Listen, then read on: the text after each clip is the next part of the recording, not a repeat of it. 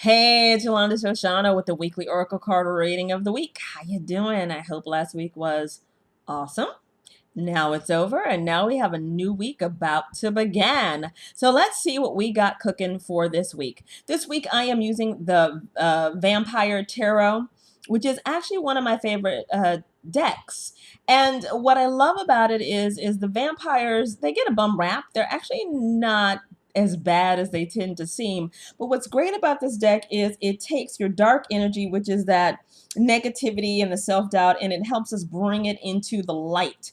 And since we've been going through so much change, it's a great time to do that. And I have a crystal skull here, Guadalupe, helping with some crystal skull love. So let's see what we got cooking. Alrighty.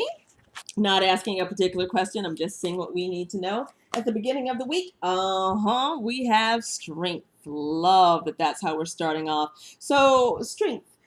This animal in the card, which is a panther, is to remind us that we need to listen to our animal instincts. Sometimes we don't do that so well because we like to push it away.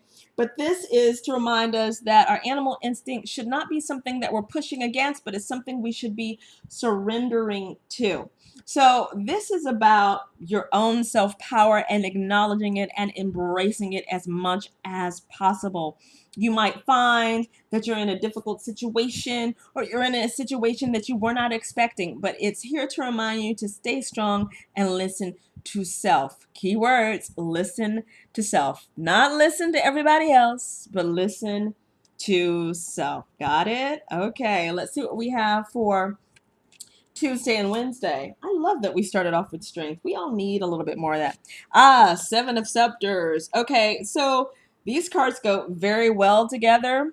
As you can see, she's got a tail, which is also part of an animal. This is also about your instincts. So the Seven of Scepters is really about, I don't want to say it's about being defensive because it is, but it's not being defensive in a negative way. It's about staying strong and sticking to your convictions and things that you believe. There are times when we have to do that, and there's nothing wrong with that.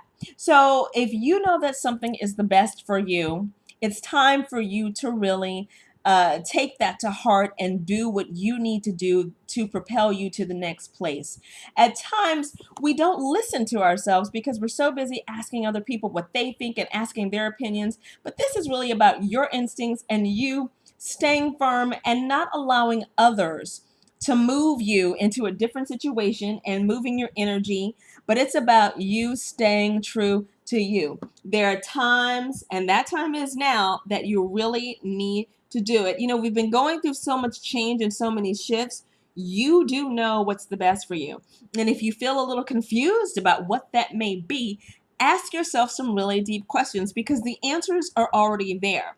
Don't allow other people's opinions and their energy to shift your life into a direction that you do not want to go. Don't forget, you are the captain of your own ship. So you know what? Make it move and groove the way you wanna. Got it? All right, let's see what we got cooking toward the end of the week around Friday, Saturday. Okay. We have the Fool. And the Fool is actually a pretty grand card because it's about creativity. The Fool is about that playfulness in us, and it's about new opportunities actually. Yeah, it's about a new position, a situation that's going to present itself to you that you are ready for. You see, these cards have gone really great together because, you know, once you get your energy together, the universe sees that and it creates new opportunity, and that's what the Fool is all about, and it's about you grasping it. So let's take a look back at these cards. This is why I love this deck, because it really talks to us deep at our core, especially in places of self-doubt. So at the beginning of the week, remember your animal instincts and remember your strength.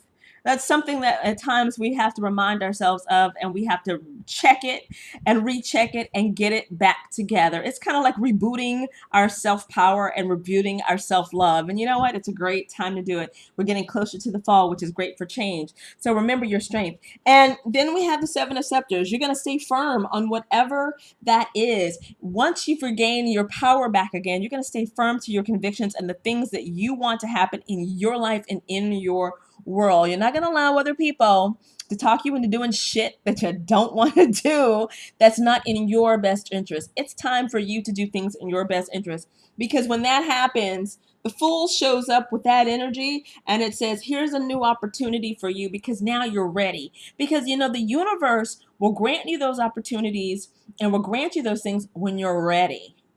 You know, there are times when you are tested and you're going to pass that test. And toward the end of the week, look for those opportunities. You deserve them. I hope this helps you, and I hope it helps you out of your dark place. We all have dark places, and at times we just have to acknowledge them and be very upfront with ourselves about those dark places so that we can stay in the light. Okay?